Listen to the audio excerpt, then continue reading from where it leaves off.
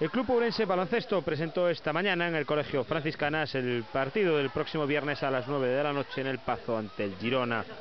Los magostos serán los protagonistas en la animación del partido y, como siempre, los niños los principales destinatarios de la fiesta.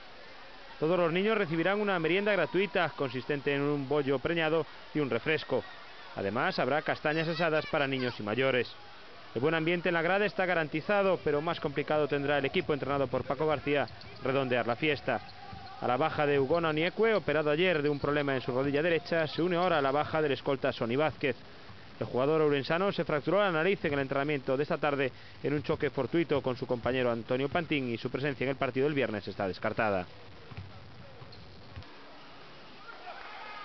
Ponte Ourense y Pabellón Burgas mostraron dos caras antagónicas en la última jornada de Liga en la División de Honor femenina.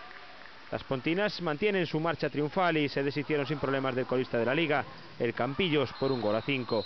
Manuel del Castillo aprovechó el partido para dar minutos a las menos habituales. La cruz de la jornada fue para el Pabellón Burgas.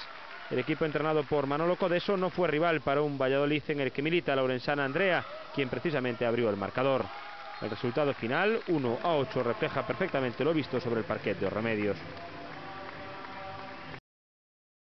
A las 12 de la noche del martes se cerró el plazo de inscripción de la 34 edición de la Carrera Popular do San Martiño.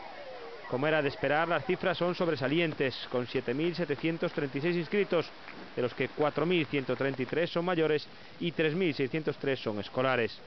Además de la impresionante respuesta popular, la San Martiño volverá a presumir de nivel competitivo.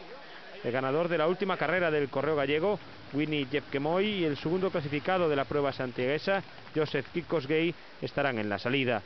También estará la portuguesa Marisa Barros, que intentará repetir victoria en Ourense. El ciclista profesional Óscar Pereiro también confirmó su presencia en la San Martiño el próximo domingo.